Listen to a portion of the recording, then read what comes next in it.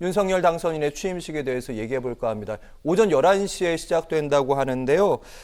행사 초청 규모는 보니까 4만 명 정도 추천이 되고요. 국민 그리고 내외빈이 함께 하기로 했습니다. 특히 내외빈에서 박근혜 전 대통령은 오는데 이재명 지금 상임고문 그리고 유승민 전 의원은 초대가 되지 않았습니다. 초대 명단은 좀 어떻게 보셨습니까? 글쎄요. 저는 뭐 사실 좀 안타깝다 이렇게 생각을 합니다. 사실 윤석열 대통령 당선인이 지난 대선에서 당선될 수 있었던 최대 슬로건 중에 하나가 통합의 시대를 열겠다. 새로운 대한민국을 만들겠다라고 하는 거 아니겠습니까? 그런데 일부 자신과 경쟁했던 사람들을 취임식 초대해서 배제한다. 그런 옹졸한 처사로 과연 통합이 이루어질 수 있을까 하는 아쉬움이 듭니다. 더군다나 예를 들면 이재명 전 대선 후보 같은 경우는 지금 민주당 안에서는 사실 유력한 정치인 아니겠습니까? 더군다나 친 이재명이라고 하는 나름의 세력까지 갖추고 있는 이런 정치인이기 때문에 설사 참석하지 않을지라도 초청 정도는 하는 것이 그게 미덕이 아닌가 하는 생각이 듭니다. 실제로 예를 들면 박근혜 대통령이 취임식을 할 때 그때 경쟁자였던 문재인 당시 후보에게 초청장은 보냈었습니다. 그런데 초청장을 받았지만 참석하지 않는 걸로 이렇게 정리가 됐었는데 이번 같은 경우는 초청조차 하지 않는다라고 하는 것은 너무 모양새가 좋지 않다. 더군다나 유승민 경기지사 후보로 출마했다가 낙천했죠. 예. 낙선한 거죠. 당내 경선에서 떨어졌으니까.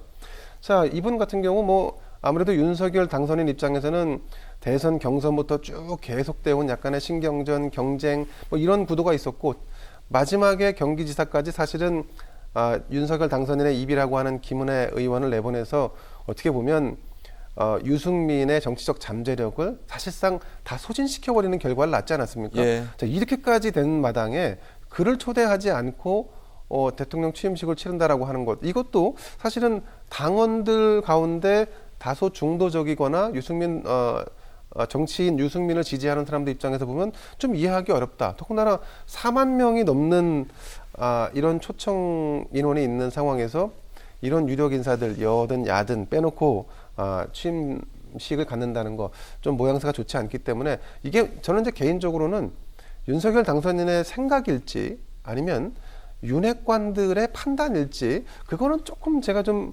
아리송한데 어쨌든 만약에 이게 윤석열 당선인의 판단이라 그러면 좀 실망스러울 수밖에 없다 이렇게 봅니다. 네. 이 부분에서 박 교수님도 좀 궁금합니다. 초대 명단들 쭉 보셨을 겁니다. 유승민 전 의원 초대 안 한 부분 이 부분도 얘기가 좀 많이 나오고 어떻게 보셨어요? 네, 뭐 사실 12년 대선 돌이켜 보면 당시에 NLL 대화로 그 다음에 국정원 댓글 정말 감정적인 충돌이 대단했습니다. 그 당시에 투표 열기도 어마어마했고 지금 이번 대선과 비교될 정도로 뜨거웠던 선거였거든요. 자, 그런데 선거가 끝나고 나서 그렇게 양 진영이 충돌을 했지만 초청은 했었습니다. 그게 뭐 패배한 사람의 상처를 키우는 결례라고 본 사람은 아무도 없습니다. 근데 하필 왜 이번에만 그것도 딱 찍어서 이재명 고문과 유승민 전 의원 딱 찍어가지고 두 분을 그렇게 하니까 본인과 감정적으로 충돌했던 경선 후보 그리고 대선 후보를 마치 이제 뒷그리는 것처럼 보이잖아요. 예. 이런 게 이제 구설수를 낳는 거거든요. 그러니까 보내는 게 사실은 국민 통합인데 본인과 싸웠던 사람을 초대하는 것이 넓게 보면은 통합의 의미가 있는 거거든요. 그 참석하고 안 하고는 또 그다음 문제인 거고요. 좀 그런 측면에서는 이거는 괜한 초청장 발송 안 하는 것이 좀 괜한 짓을 한 거 아니냐. 스스로 구설수를 만들었다. 이렇게 볼 수밖에 없는 거죠. 네, 그리고 취임식 얘기를 좀 해보면 호화 논란도 좀 있습니다. 그러니까 취임식 자체는 아니고요. 만찬장의 문제인데 신라호텔 영빈관으로 정해졌습니다. 왜 하필 최고급 호텔 그리고 굳이 청와대 영빈관이 있는데 굳이 거기를 택했는가 이런 얘기들.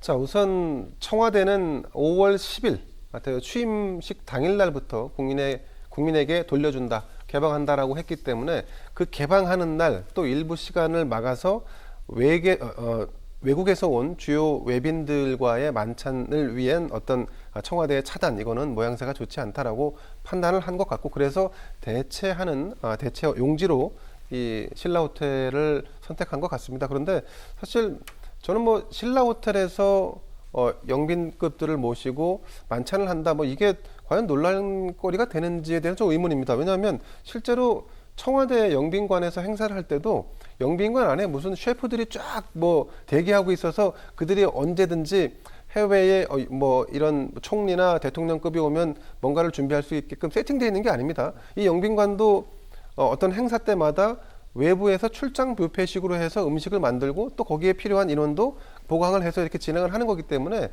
장소 대여 정도의 어떤 비용이 추가되는 정도, 뭐 이 정도로 이해할 수 있을 것 같습니다. 근데 그나마도 아마 요즘 호텔들은 말이죠, 뭐 예식이든 뭘 치르면 사실 예식장 비용을 대지 않습니다. 음식 비용으로 다 가름해서 거기서 지불하기 때문에, 다만 이제 민주당 입장에서는 이게 익숙치 않은 모습에 대해서 약간 좀 반감을 좀 보이는 것 같고, 그리고 새 정부 출범에 있어서 어떤 식으로든지 좀 비토하고 어깃장을 놓고 싶은 여러 가지 심정 속에서 이런 것도 좀 우리가 익숙치 않은 부분에 대해서는 너희들이 좀 약간 문제가 있는 거 아닌가, 비용의 문제는 어떤가, 이렇게 해서 조금 다소 이 의도적인 뭔가 좀 약간 좀 정치적 공세, 정치적인 공세, 예. 뭐 이런 거에 지나지 않다 이렇게 봅니다. 예, 어떻게 보면 이제 새 정부가 시작하는 건데 취임식을 조금 신경 써서 할 수 있는 부분도 있는 것이 아닌가라는 생각이 좀 많은 것 같긴 한데, 사실 집무실 이전 비용에 비하면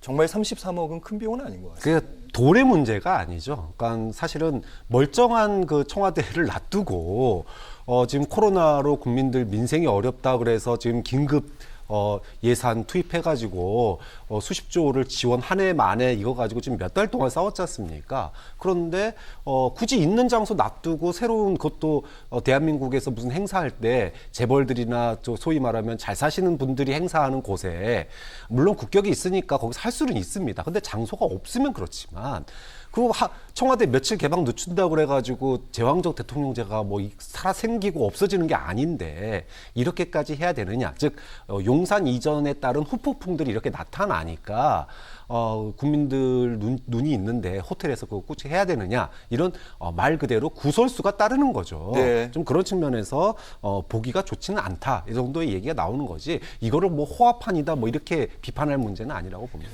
근데 뭐 이제 저도 박 교수님 말씀에 동의합니다. 사실 뭐 굳이 청와대 영빈관이 현재 존재하는데 이걸 당일날 개방하는 원칙을 지키겠다, 약속을 지키겠다는 이유로 호텔에서 하고 그게 일반인의 눈에 좀 뭐 좋지 않게 비치는 경우도 있다라고 할 수 있겠습니다만, 사실 청와대를 개방한다는 것은 현 정부, 그러니까 새롭게 퇴당할 윤석열 정부 입장에서는 굉장히 상징적인 행보입니다. 그래서 심지어는 국회에서 취임식을 하는데 이 취임식을 할 그 동시간대에 청와대를 개방하는 모습을 영상으로 보여주겠다, 이원 중계하겠다는 거 아니겠습니까?